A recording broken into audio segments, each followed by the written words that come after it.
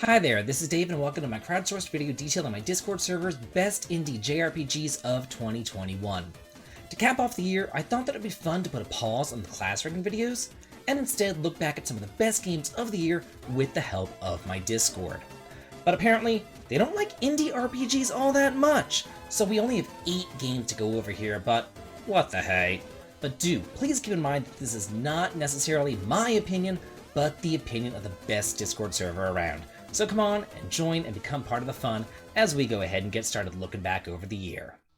Number 8, submitted by Chris and receiving 2 votes, is Imposter Factory, released for the PC. Anyone who remembers To the Moon, Finding Paradise, and its 1-hour prequel, A Bird Story, will know what's so special about Imposter Factory. The game starts with a very different premise, and unfolds beautifully into a story solidifying that memories are the only thing that a person truly owns.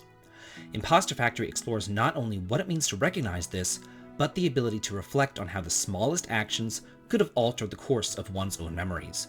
The science fiction elements are used in tangible ways centered on how people deal with loneliness throughout life, and memory at the end of life. If you want an emotive story along with visual accompaniment, look no further. Number 7, submitted by Crimson Cat and receiving 5 votes, is Mido Chronicles, released for the PC. Well, Crimson Cat, the person who submitted this, is also the creator of the game, so I will let them speak for it. While it's not anything special, I put a lot of heart and soul into it, and this boasts an insane amount of content for a simple RPG Maker game made by just one guy.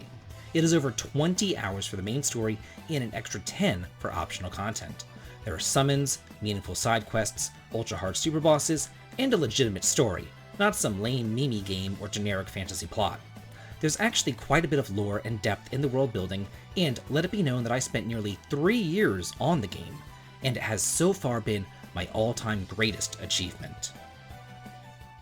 Number 6, submitted by Telsrob and receiving 6 votes, is Dodgeball Academia, released for the PS4, Xbox, PC, and Switch. This is a simple and cute JRPG with a novel combat system, an absurd story, and nice cartoonish graphics. The combat system is based on dodgeball with superpowers, but it's surprisingly tactical. You have up to 3 players to a team with elemental attacks that stun, freeze, or burn, as well as buffs and debuffs and healing. Some will catch balls as a defensive move, while some others counter and then send them right back at the opposing team. You and your opponents can also change the velocity of your throw mid-flight. The story is just simple fun, and the side quests are mostly standard JRPG fare. The map is on the smaller side, just limited to the titular Dodgeball Academy and its surrounding environment. It's short, sweet, and it's only going to take about 10 hours to complete. Number 5, submitted by Idrisi's Pieces and receiving 9 votes, is Chris Tales, released for the PC, PS4, and Switch. Despite all of its technical flaws, there's a really good RPG with heart underneath it all. While the combat was just kind of okay, the music and visuals are something else entirely. There's gorgeous pieces that had that JRPG style, but at the same time you could hear the Colombian sounds and instruments.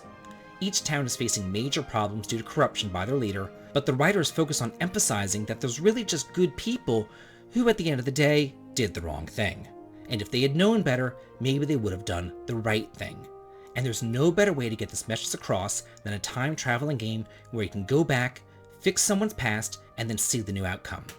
I really liked how the game embraced the time theme in every facet, from the overworld, to the battle, to even the story. Number 4, submitted by Corvus Caw and receiving 11 votes, is Inscription, released for the PC. This puzzle, deck-building, roguelike horror RPG that seamlessly incorporates all of these in a genre is absolutely mind-blowing. The atmosphere of the spooky cabin which the game takes place in sets the tone for the rather basic lose and you die card battler. But then more and more elements get added in. Why are some of these cards talking to you? What's the deal with that painting? All of this gradually unfolds as the game gets exponentially more interesting each time that you try to be the cabin master. It's hard to explain the appeal of the game without spoiling anything, but if you enjoy deck building games, escape rooms, or even meta-narratives, this is the game for you. Number 3, submitted by Blackbox and King Urameshi and receiving 15 votes, is Monster Sanctuary, released for the PC, Xbox, Switch, and PS4. This submission might be cold for just being a little tiny bit out of the time frame, but Monster Sanctuary takes inspiration from monster raising games like Pokemon. However, it is set in a Metroidvania-styled world. In combat, you capture monsters, and each one has its own unique skill tree, so players may have very different abilities, even when using the same monster. The monsters also serve as the player's means of exploration, as each one has a map ability, further encouraging players to capture as many of them as you can. The game provides a strong challenge since each battle you fight will be against monsters that are evenly matched. In the time since its release, it's received several quality of life additions and new avatars and outfits to choose from. I strongly encourage everyone to look into this game. Number 2, submitted by Aaron Primet and receiving 18 votes, is Amore, released for the PS4, Switch, Xbox, PC, and mobile.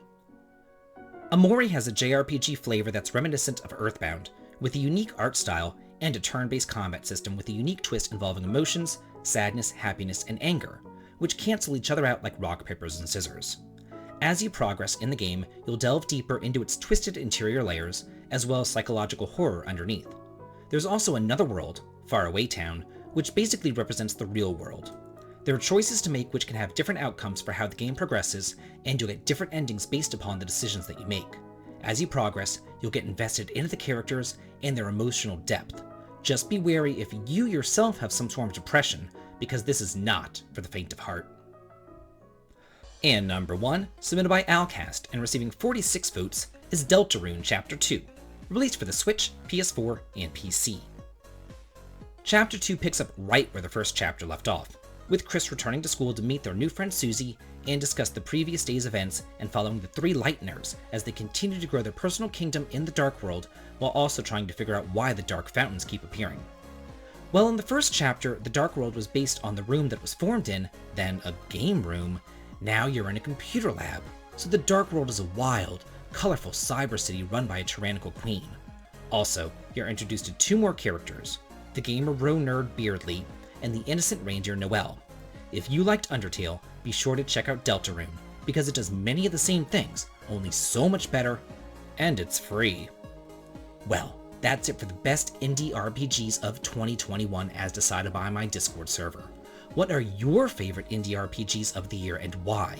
Let me know in the comments, and if you want to take part in future game breaking videos, please come and join the Discord channel to make your voice be heard too. The link to it can be found in the video description as well as the comments. I do hope to see you there, and as always, if you like this, please like, comment, and subscribe, and have a good day. This is David, and welcome to my crowdsourced video detailing. Hi there, this is David, and welcome to my crowdsourced video detailing my Discord server's top. Hi there, this is David, and welcome to my crowdsourced video detailing my Discord server's best indie art. Hi there, this is David, and welcome to my crowdsourced video detailing my Discord server's best indie RPGs of 2021. To cap off the year, I thought that it would be fun to put a pause on the class ranking videos and then just look back at some of the games that are of the year